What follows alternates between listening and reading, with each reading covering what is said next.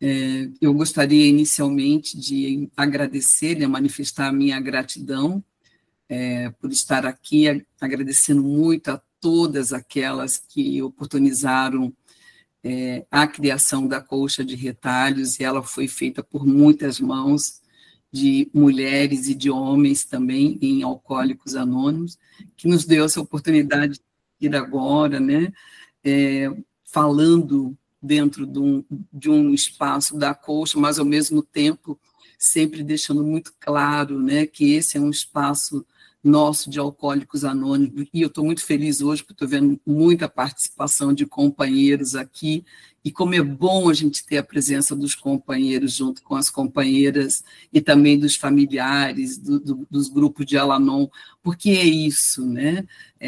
Nossos propósitos primordiais também, principalmente, pautado, né, em 12 princípios de unidade, né?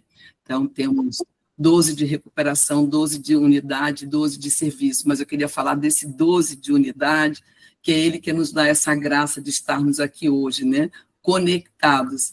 Eu sempre tenho lembrado muito, e essa semana eu tive a oportunidade de ser a minha terceira temática essa semana, e falando, né, que Alcoólicos Anônimos, quando o mundo estava fechando portas, na pandemia, Alcoólicos Anônimos estava abrindo janelas, né, e estão abrindo cada vez mais janelas, né, então, assim, a gente está num processo, hoje, inimaginável, né, eu me lembro que quando eu cheguei na junta de custódio, sequer poderíamos ter um grupo de WhatsApp, né, naquela época, né, não era permitido a gente ter uma comunicação que não fosse por e-mail, né? Então, todas as nossas comunicações eram por e-mail, então, ou por telefonemas, e a gente não podia ter um grupo de WhatsApp, e eu respeitava muito isso, em termos de respeito às tradições, né? Eu sempre cheguei em AA, ao longo desses 40 anos, com muito respeito, né, a todos esses 36 princípios,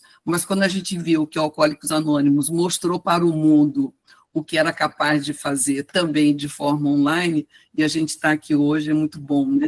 A gente está conectado com várias regiões desse Brasil todo, isso é maravilhoso, porque o AA está em todo o Brasil, né? O AA está no mundo, em mais de 180 países, então, quando a gente pensa nisso, a gente realmente vai reverenciar essa possibilidade tecnológica, usando a tecnologia ao nosso favor, usando a tecnologia para salvar vidas, né? Então, hoje estar falando sobre autoconhecimento para vocês é algo que me motivou muito, né? Quando a Cris entrou em contato, fazendo o convite e perguntando sobre o tema, eu falo assim, olha, eu tenho gostado muito de falar de autoconhecimento, e esse ano de 2025 eu tenho pautado nessa caminhada, né? E logo, logo, sabendo que vamos estar juntas também eu, pelo menos, a partir do dia 20, já estarei em Recife, né, me organizando para estar em serviço em AA. Então, é isso, quando eu penso em estar aqui hoje, é estar em serviço, é estar servindo, primeiramente, a Deus e a Alcoólicos Anônimos, e especificamente hoje aqui na Colcha de Retalhos. Então, nós vamos falar de autoconhecimento, eu vou falar um pouco sobre comorbidades, que a gente vai falar de saúde mental, porque quando a gente fala de autoconhecimento, a gente fala de saúde mental e de saúde emocional. Então, primeiramente, eu vou falar de saúde mental, em seguida, vou falar de que maneira que o programa pode nos ajudar a nos dar essa saúde emocional que desejamos, e finalizar, então, com a questão da saúde emocional e da importância dela hoje no mundo, né? Mas sempre lembrando, né, que nós estamos aqui pautados nesses 36 princípios e que nós temos um programa de recuperação que é ímpar, que é singular, que é único no mundo todo. Então, não há como não falar dos 12 passos, né? Não há como falar de autoconhecimento se não falarmos dos 12 passos. Então, eu vou aqui me organizar com a apresentação, coisa boa, né? A gente poder falar sobre a importância do autoconhecimento na recuperação, né? E essa imagem nos mostra, né, o nosso cérebro e o nosso coração. E muitas vezes a gente não consegue compreender porque reagimos a determinadas situações.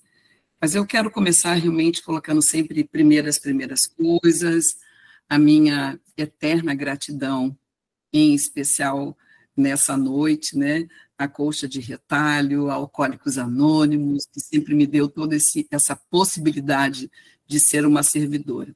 Então, a gente começa, né, com essa premissa de que sem saúde mental não há saúde emocional. Muitas vezes a gente não consegue compreender porque um paciente, né, eu posso falar por mim, não quero falar, né, como psicóloga, eu não conseguia compreender como um paciente vinha pedindo ajuda para parar de beber, né, isso é um caso muito raro, que a maioria não vem, quem vem são os familiares, mas vamos levantar essa hipótese que o indivíduo vem na busca de parar de beber. Ele entra num programa de recuperação de alcoólicos anônimos e ele para de beber, ele se abstém. Porém, desde 1983, quando eu comecei a trabalhar com alcoólicos, eu percebia que muitas vezes esse paciente ele parava de beber, mas desenvolviam outras compulsões. Ou muitas vezes ele parava de beber e era apresentado pela família uma queixa de que ele estava com depressão, que ele tinha se tornado, sem a bebida, uma pessoa muito triste, uma pessoa que não tinha alegria, que não tinha ânimo para nada, e que muitas vezes essa família vinha e me pedia, eu até penso que às vezes era melhor tendo ele, né, aqui bebendo do que essa pessoa com depressão. E nós não conseguíamos, até então, naquela época, dimensionar, né, nós estamos falando de uma doença muito recente, né, a gente tem que lembrar que o alcoolismo só foi categorizado como doença a partir de 1960. Até então, nós não tínhamos, dentro do Código Internacional de Doença, o alcoolismo como uma doença. Era, assim, visto como uma questão ligada à moral, né? Então, há uma falta de, enfim, como se fala, né? Infelizmente, aquela pessoa não tem força de vontade, não tem vergonha na cara. Então, o alcoolismo não era reconhecido como alcoolismo, mas, enfim, era colocado, usada a palavra bêbado, aquela pessoa que não tem força e que não para de beber porque não quer, e não era catalogado como uma doença mental. Desde 1960 nós temos isso. Mas também não tínhamos esse estudo a respeito do alcoolismo vir a ser o desencadeante de uma doença mental ou uma doença mental gerar a doença do alcoolismo. Então, é importante, agora a gente vai trabalhar com esse contraponto desse entendimento, quando nós saímos, então, com aquilo que a gente falava de duplo diagnóstico, então, ter dois diagnósticos dentro de um quadro de um paciente com a doença do alcoolismo. Então vocês poderiam me perguntar, Jair, então todas as pessoas que têm a doença do alcoolismo têm a chamada comorbidade, isto é, dois diagnósticos? Não necessariamente, tá?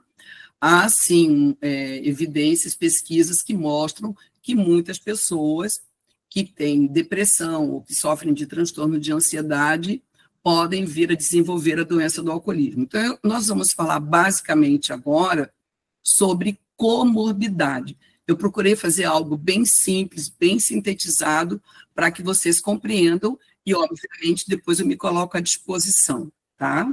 Então, entender a complexidade da doença do alcoolismo, né, que é uma doença multifacetada, nós já sabemos que é uma doença crônica, progressiva e fatal, não é? Uma doença devastadora, mas uma doença de uma complexidade muito grande. E hoje, né, nós estamos aqui para falar dessa complexidade e entendê-la, porque muitas vezes algumas pessoas não conseguem encontrar o caminho da recuperação, ou porque aquelas pessoas que ficam indo e vindo em processos de recaída, tá? Então, primeira coisa é entendermos o que é a saúde mental, o que significa a saúde mental, né? Então, ela se refere ao funcionamento global da nossa mente, né? Como pensamos, como processamos informações, lidamos com o estresse, como tomamos decisões e nos comportamos. E aqui envolve, então, fatores cognitivos que estão na área do pensamento, do comportamento e das emoções. Engloba tanto o bem-estar quanto a presença ou ausência de transtornos mentais. Tá? Então, basicamente, quando a gente está falando de saúde mental, a gente precisa compreender isso, né? Especificamente a ausência, né, de uma doença mental. Então, vamos adiante. E aí eu peguei, então, para a gente falar sobre o alcoolismo e outras doenças mentais. Vocês estão vendo que eu tive cuidado de colocar o alcoolismo, né, que está dentro dos transtornos de substâncias psicoativas. Então, o alcoolismo e outras doenças mentais. Aí entra, então, o conceito de comorbidade, né? E a comorbidade, ela pode ser definida como uma ocorrência de 2 diagnósticos em uma mesma pessoa, ok? 2 diagnósticos em uma mesma pessoa. Então, diversos estudos, principalmente na Europa e nos Estados Unidos, têm relatado os efeitos negativos do uso / dependência, né? Porque a gente fala aqui de uso / dependência. É muito importante entender que existe o uso, abuso e dependência, né? Mas o uso, abuso, dependência de substâncias psicoativas, aqui incluindo o álcool, entre pacientes com transtornos mentais. Então, há um índice muito grande, né, de comorbidade, desse duplo diagnóstico com pessoas que fazem uso e têm dependência dessas substâncias. Dentre eles, a gente vai estar aqui falando sobre o transtorno de humor, e aqui o transtorno de humor como a depressão, que está dentro do quadro de transtorno de humor, tanto a depressão uni como a depressão bipolar, né? O transtorno bipolar, que é aquela pessoa que ora está em mania, né? Em estado eufórico, como alguns conhecem, ora ela está em estado depressivo. Um outro transtorno psiquiátrico muito comum, a ansiedade, né, que muitos conhecem, a gente viu que depois da pandemia, a ansiedade foi um transtorno avassalador na nossa sociedade. O déficit de atenção e hiperatividade, que a gente chama de TDAH, transtornos alimentares, aqui especificamente anorexia e bulimia, né? Então, falando de transtornos psiquiátricos dentro do quadro da comorbidade, a gente coloca aqui que os transtornos psicóticos e personalidade, que são transtornos muito complexos, além de outros comportamentos compulsivos e obsessivos, também apresentam estreita correlação com o abuso de substâncias. E é importante a gente dar ênfase aqui que entre os dependentes de álcool, porque isso eu estou falando de álcool e outras drogas, mas aqui especificamente de álcool, que estão em tratamento, em torno de 2/3 apresentam sintomas que fazem parte dos critérios de diagnóstico de transtorno de ansiedade. Então, é um índice muito alto, né? Uma outra questão importante é perceber que adolescentes e adultos com transtorno de déficit de atenção e hiperatividade, TDAH, apresentam 33% de abuso e dependência de álcool, ou 20% de abuso e dependência de outras drogas. Então, dá para a gente ver a relação, né, dessas doenças com essas substâncias psicoativas.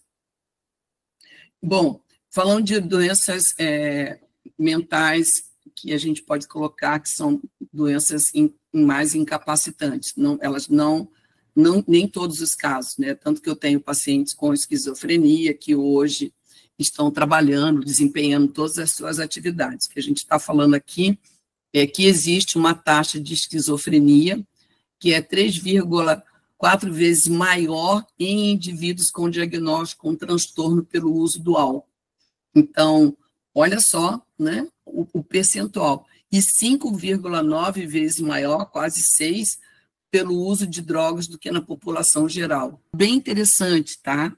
Que demonstra que pacientes com comorbidade, principalmente aqueles com transtornos psiquiátricos graves, olha só que interessante aqui, apresentam maiores taxas de agressividade, de detenção por atos ilegais, um maior índice de suicídio com pacientes com comorbidade, maior número de recaídas e mais gastos com tratamento.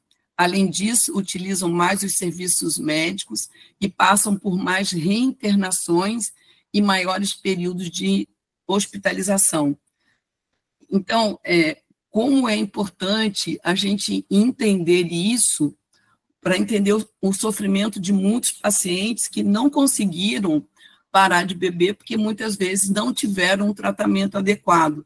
Talvez alguns deles precisassem. Aqui eu deixo uma lista, né, de doenças mentais, como esquizofrenia, transtorno de humor, transtorno afetivo bipolar, e assim vai, mas para chamar a atenção que muitas vezes a gente tem aquela pessoa que vai no grupo e ela não consegue se manter em sobriedade, e muitas vezes a gente fica questionando, julgando, criticando, e a gente não consegue entender que aquela pessoa precisa de uma ajuda real, diferenciada, que ela não vai encontrar só no grupo. Lembrando que os nossos fundadores, Bill e Bob, sempre tiveram um cuidado muito grande de reconhecer a importância da medicina, de reconhecer a importância, né, de ter os cuidados, de buscar ajuda, né, porque muitas vezes as pessoas pensam, não, só no AA basta, né? Obviamente, nosso programa é excelente, mas muitas vezes, muitas pessoas deixaram de buscar e continuam sofrendo até hoje porque elas tratavam a depressão, tratavam um transtorno de humor, né, com o álcool. E aí, sem o álcool, essa condição continua. Então, essa pessoa parou de beber, mas ela continua com aquele mau humor, ela continua com aquela agressividade, ela continua com aquele isolamento, né, sem vontade, sem ânimo para fazer as coisas. Então, eu queria muito colocar isso para vocês e eu espero que a gente possa estar falando sobre isso depois. Tá? Então, falando agora da doença emocional. Né? Então, a doença emocional, nós queremos saber diferenciar, né, essa compreensão. Então, eu falei da doença mental, né? Então, aquela dificuldade que a gente tem de ter pessoas que têm a doença do alcoolismo e outras drogas e outros diagnósticos de transtornos mentais, volto a frisar muito bem que não são todos que têm esse diagnóstico, tá? Então a gente cuidar muito disso, né? Porque agora as pessoas parecem que querem achar, fulano, acho que é bipolar, né? Beltrano tem depressão. Muitas vezes a gente tem que entender que a pessoa pode ter um estado depressivo. Um estado depressivo é diferente de depressão.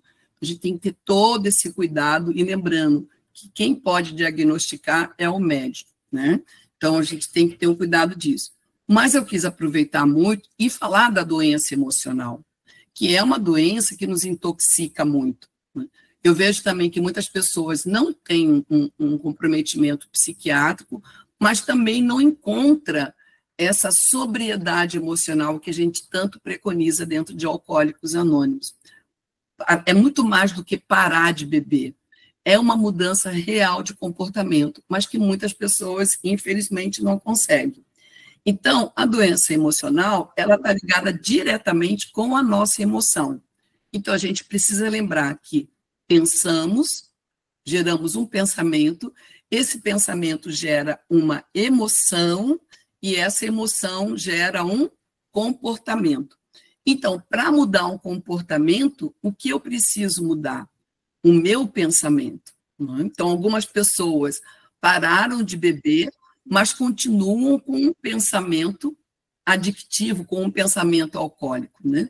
Por exemplo, na questão da mentira, né? Dentro de Alcoólicos Anônimos a gente fala muito isso, né? Nosso programa é um programa de honestidade. Não dá para parar de beber e continuar roubando o cavalo, como falamos em A. Então, é aquela pessoa que para de beber, mas que continua mentindo. Então, aqui a gente está falando dessa doença emocional. Então, vamos lá, porque eu gosto muito de falar sobre isso. Então, vamos entender a emoção. A emoção é uma reação imediata a um estímulo emocional competente. Isto é, ela está relacionada com alguma coisa que mexe com você, podendo provocar uma sensação agradável ou desagradável, né? Nós temos as 5 emoções primárias, né? Que é o medo, a alegria, a tristeza, a raiva, né? E eles chamam, vamos chamar aqui, né? É o amor mesmo, né? Como uma emoção também, tá? Mas entender essas emoções é muito importante. Então, a gente tem as emoções primárias que desencadeiam outras emoções. Então, fatores que afetam a nossa saúde emocional como um todo. Então, você pode parar para pensar agora se você está hoje vivendo algum desses fatores, como, por exemplo, um estresse excessivo, se você está em relacionamentos tóxicos, se a tua carga de trabalho está muito elevada, se você não tem tempo de descanso e lazer, se você tem um uso excessivo de redes sociais, tá? E se você tem um uso de álcool e outras drogas. Isso afeta, com certeza, a nossa saúde emocional. E sinais de alerta para a gente perceber que a gente está num adoecimento emocional. Bora lá. Mudanças de humor, irritabilidade, cansaço constante, não é aquele cansaço só de você dormir uma noite, você, mesmo que você tire umas férias, você tire um tempo, você não consegue recuperar, porque é um estado de fadiga, né? Isolamento social é um sinal muito claro de alerta, e, em especial, alterações no sono e no apetite. A privação do sono é um sinal muito claro, né, de que alguma coisa dentro do teu corpo, dentro da tua saúde emocional e mental não está bem, está em forma desorganizada, tá? E aí eu trouxe para vocês essa imagem que eu gosto muito para falar de emoções, né?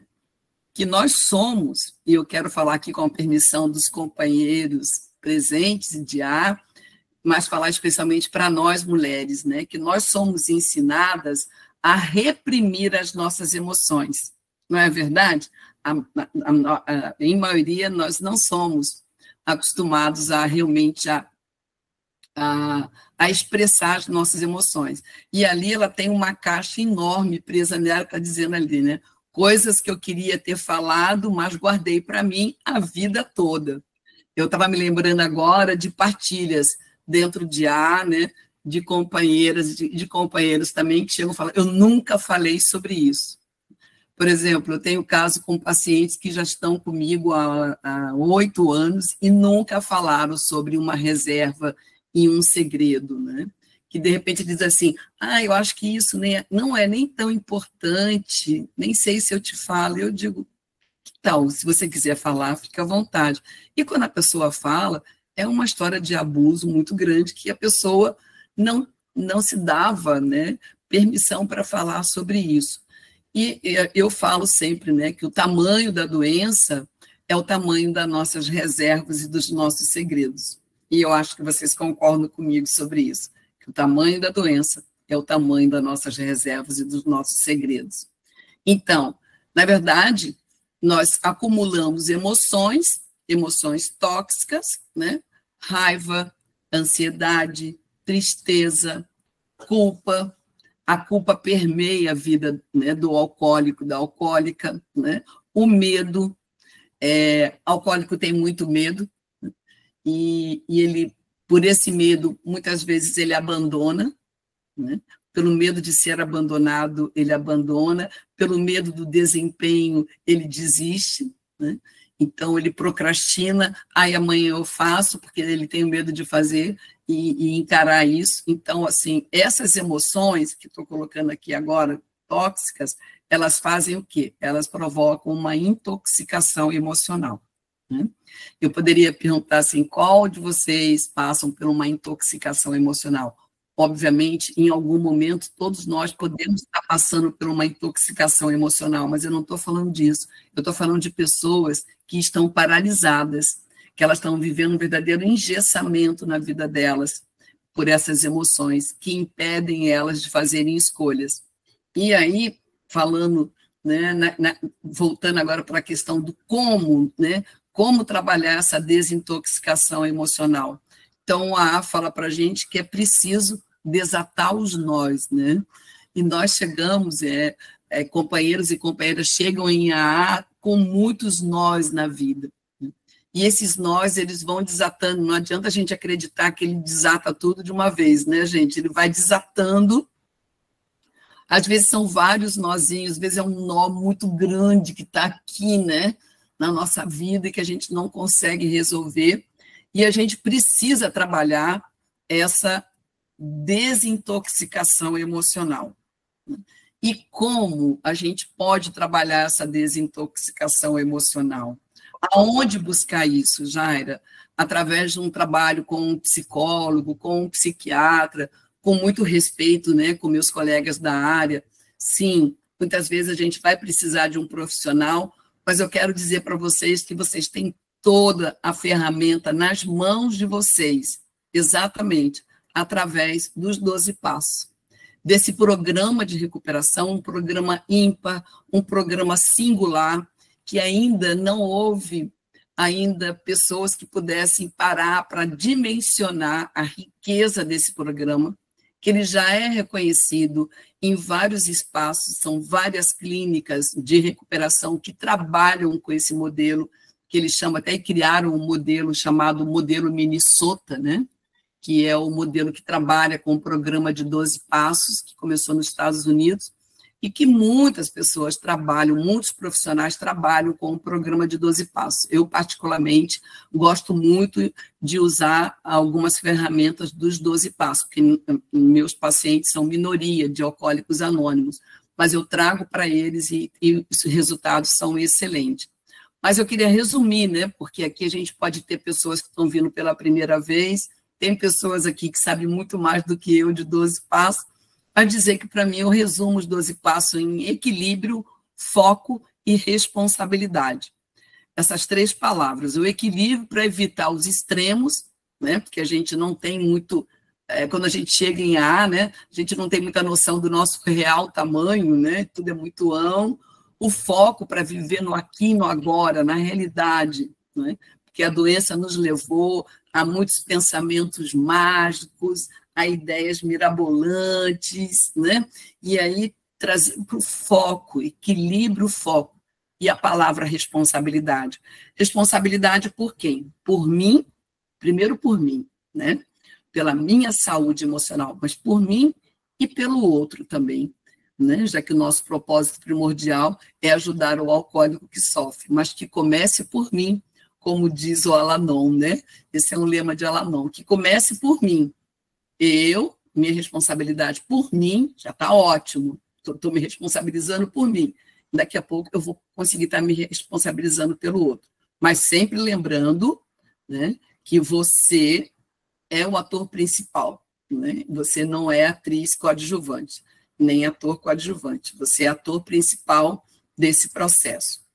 Então, entendendo de que maneira, né, que a gente pode usar o programa de 12 passos. Aí ele diz aqui que o programa de 12 passos oferece ao alcoólico e à alcoólica a possibilidade de percepção, olha que interessante, gente, percepção da sua vulnerabilidade perante a doença do alcoolismo e suas sequelas emocionais.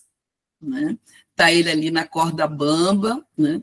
E os 12 passos vem dizer, olha, vem que a gente tem todas as ferramentas, a gente tem 12 ferramentas para te ajudar. E eu destaco especialmente o inventário minucioso e destemido que o nosso 4º passo nos oferece.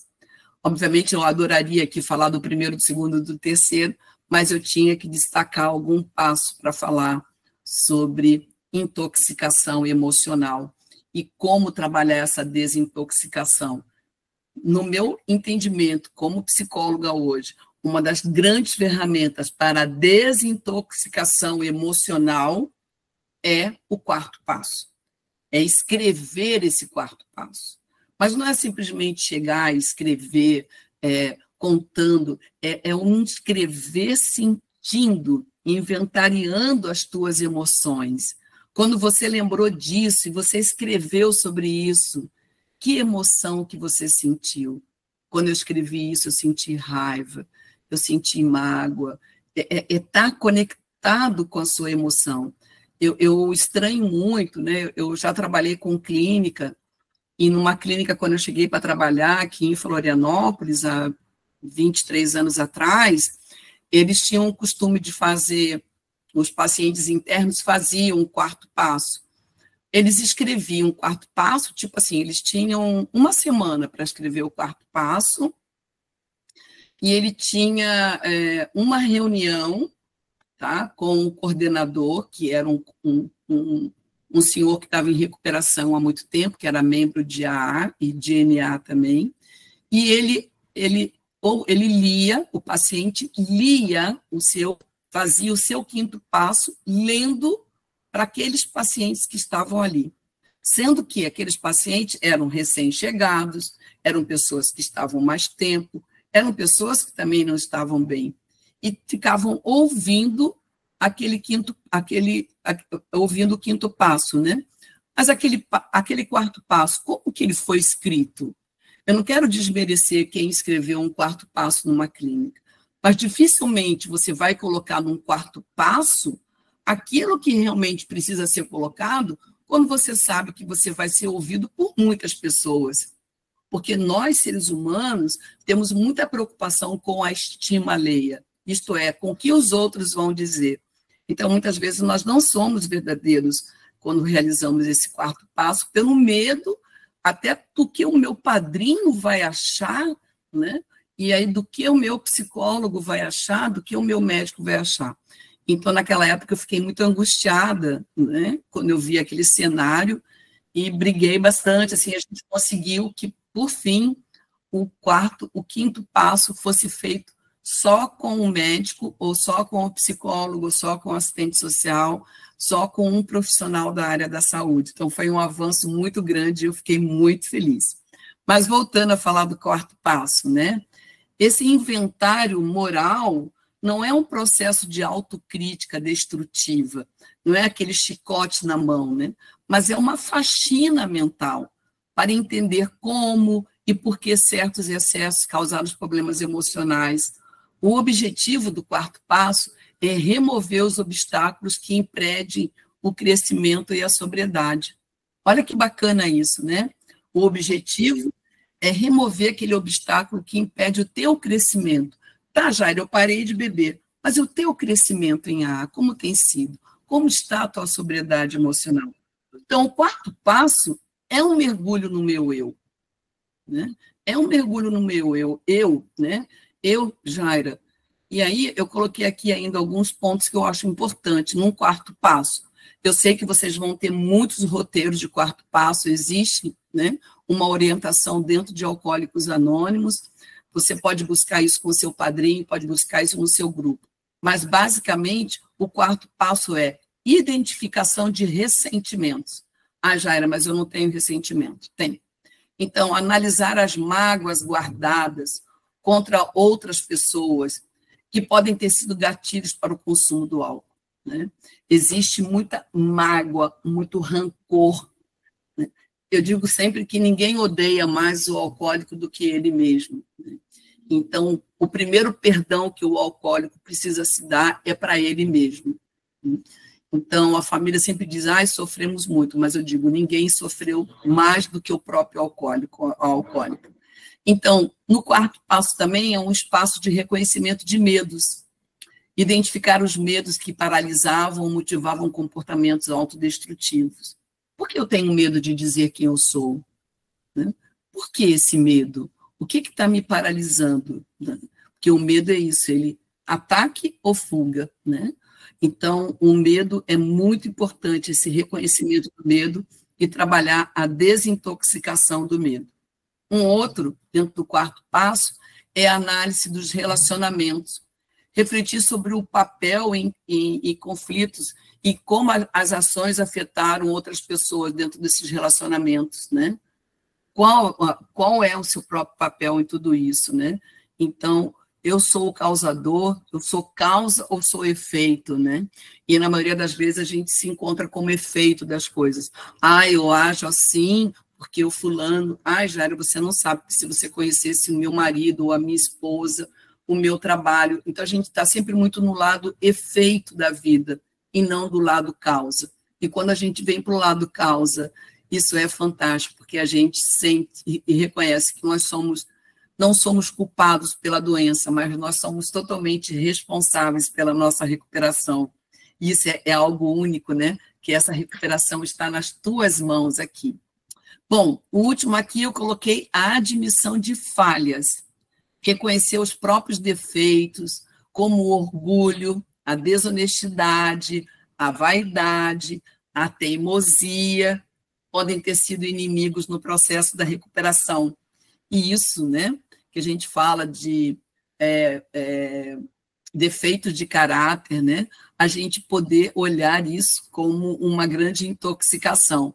E, basicamente, eu queria chamar a atenção para dentro desses chamados defeitos, um pouco das palavras do Bill que ele nos remete, né, principalmente com relação ao orgulho. E deixa eu pegar aqui. Tá, o orgulho. Então, o orgulho é aquele que diz nos 12 passos, na página 37. O problema é ajudá-los a descobrir uma trinca nas paredes construídas pelo seu ego, através da qual poderão ver a luz da razão. Eu gosto muito, né, de uma temática que eu faço sobre desinflando o ego, e eu acho incrível poder falar sobre isso. Mas ainda falando do orgulho, né?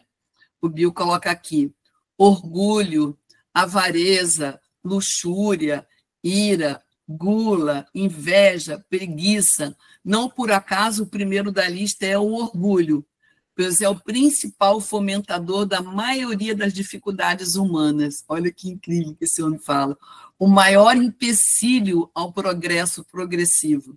Ele diz mais, quando a satisfação de nosso instinto pelo sexo, segurança, posição social se torna o único objetivo de nossa vida, então o orgulho entra em cena para justificar os nossos excessos.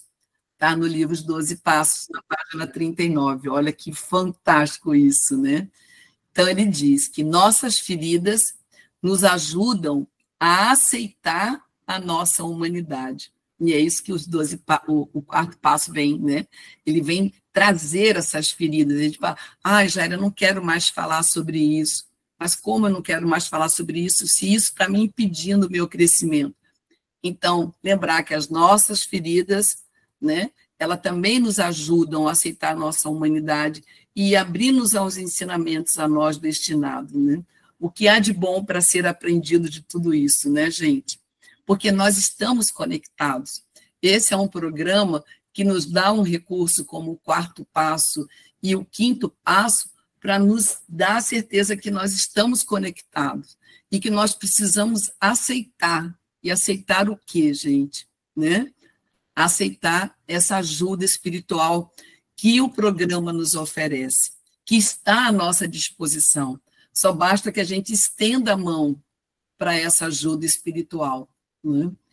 Então, eu queria aqui falar de saúde emocional, para poder a gente estar fechando aqui, né, para abrir a nossa discussão, e falar que saúde emocional, aqui ela está relacionada, então, né, falamos de intoxicação, falamos de doença mental, das comorbidades, da doença mental como um todo, falamos das emoções, da intoxicação emocional, falamos que existe um recurso através do quarto passo, então, para chegarmos à nossa saúde emocional. E alguém pode perguntar, tá, mas o que é a saúde emocional?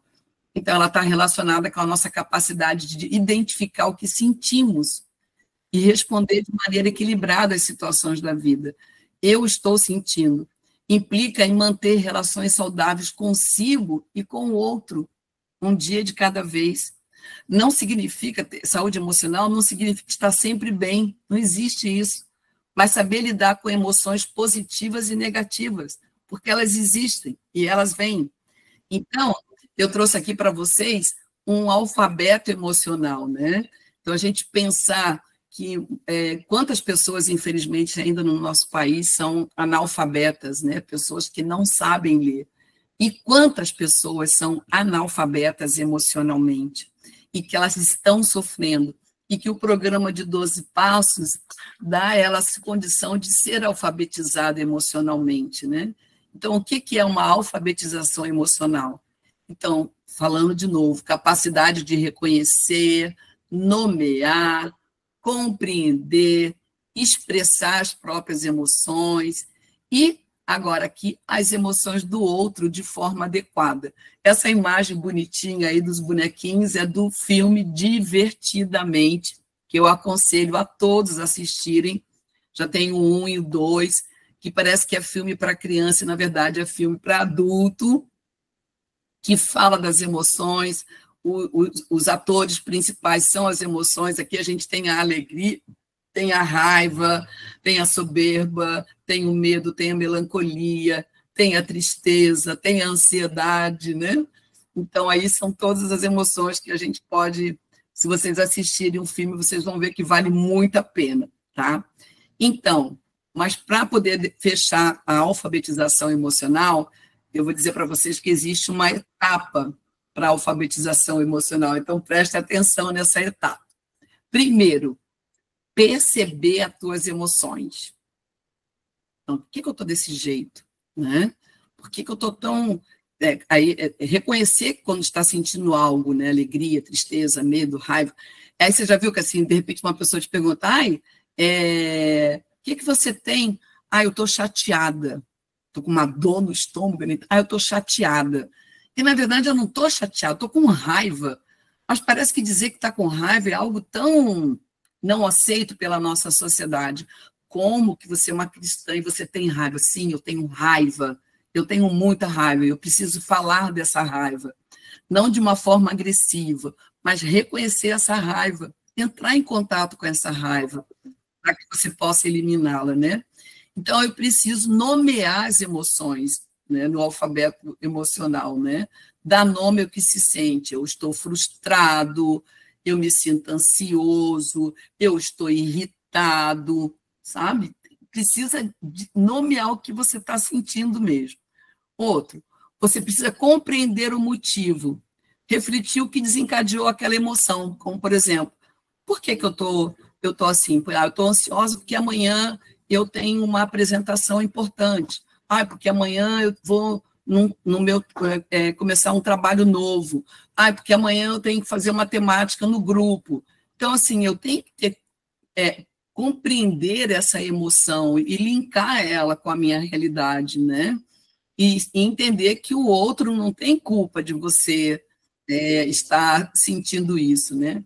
E aí vem, então, uma coisa muito importante hoje em dia, que está todo mundo falando muito sobre isso, e eu quero deixar para vocês que é algo muito importante, que é aprender a regular as emoções.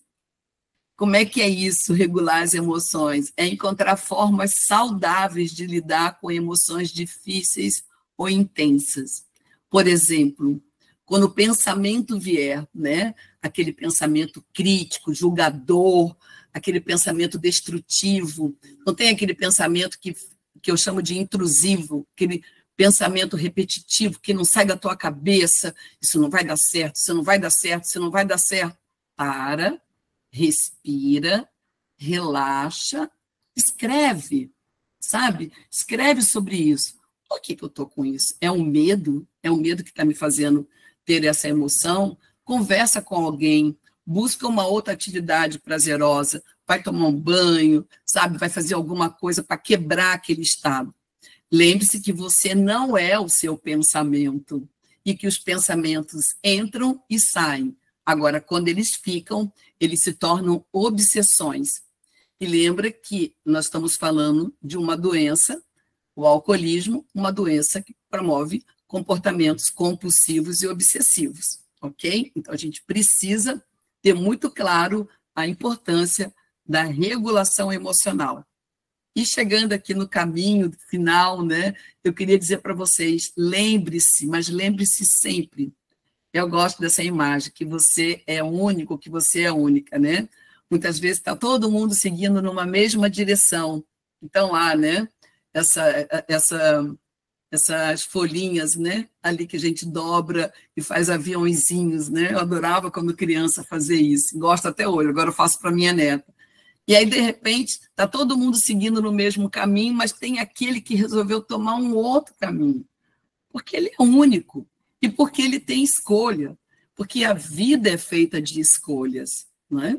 Então, nesse momento, o que você escolhe? Né? E eu coloquei aqui, você tem escolha, então o que você escolhe? Prestem bem atenção nesse desenho. É uma casa que está na areia e que está afundando. Essa tem a ver com uma parábola bíblica, né? É aquela casa que está afundando, que ela foi construída sobre areia e que ela não tem uma base sólida. E a outra casa está sobre o quê? Sobre rocha. Então, eu queria dizer isso para vocês, que o programa de Alcoólicos Anônimos, ele não foi construído sobre areia. Ele é um programa que foi construído sobre rocha, sobre uma cátedra espiritual. Hoje eu entendo e compreendo isso profundamente e aceito isso, né? Dentro de Alcoólicos Anônimos. Quando alguém vem falar, porque o AA agora aconteceu alguma coisa lá na Junab, isso vai afetar o AA todo. Não, não vai. Não vai. Porque existe um poder superior que está no comando dessa irmandade, e ele vai prover, ele vai mostrar esse caminho. Então, lembre-se que a AA está sobre rocha, e você pode escolher ou ficar no adoecimento emocional, né, ali, fechada, ensimismada, né, vai na reunião todos os dias, mas não se abre, até na reunião conversa, mas dentro de casa não conversa com ninguém, está sempre com a cara fechada, aquela cara de maracujá de gaveta, né? Fechadona, assim, para o mundo. Você tem que, ou você pode ficar nesse adoecimento emocional, vivendo como se o mundo tivesse uma dívida enorme para com você, ou você pode ter uma escolha muito legal, que é servir em Alcoólicos Anônimos. Sim, gente, não é só mais um discurso de falar da importância de servir. É a realidade que o servir em Alcoólicos Anônimos é transformador. Né? Uma coisa é eu conhecer o AA, né, e numa reunião do AA. Quando eu comecei a servir Alcoólicos Anônimos, a minha vida teve uma outra ruptura, assim, de entendimento. Né? Hoje eu me sinto uma pessoa muito melhor. Eu não estou aqui porque eu sou boazinha, eu estou aqui porque eu preciso estar, porque isso me faz muito bem. Vocês não imaginam como hoje vocês alegraram o meu coração me convidando para essa temática. Eu muitas vezes tenho que dar alguns nãos para temáticas que eu não gostaria, porque eu ainda trabalho muito. Então, às vezes, eu não tenho horário, eu fico com vergonha, as pessoas me pedem, eu não consigo responder. Mas quando eu posso fazê-lo, eu fico muito feliz, porque isso me faz bem, me torna uma pessoa melhor. E hoje eu sirvo em AA através da colcha de retalhos, né? Essa colcha que me mostrou muita esperança. Eu conheci o movimento da colcha quando, em 2013, que eu cheguei em AA, e eu descobri que ali era um caminho para trazer muitas mulheres para dentro da Irmandade. Isso é real, é verdade. Nós estamos indo para o 6ª colcha de retalho. É algo que muitas pessoas não acreditaram que a gente iria conseguir, mas, como eu falei, é sobre rocha, é sobre determinação, é feito por pessoas que são verdadeiros milagres aqui na Terra. Então, eu quero agradecer muito esse momento, dizer que estou me preparando para ir para Recife, para servir, mas, acima de tudo, para agradecer a Deus através desse serviço, porque eu acredito, né?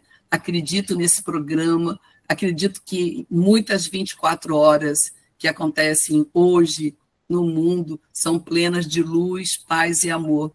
E é essas 24 horas que eu desejo para vocês, de muita luz, muita paz, muito amor no coração de vocês, porque realmente em AA é sempre isso. Sozinho eu não posso, mas junto nós podemos. E a gente se vê logo, logo, em Recife, lá no Hotel Jangadeiro, para curtir essa colcha de retalho que vai mexer para valer com a cidade do Recife, com o Brasil. Muito obrigado por essa oportunidade.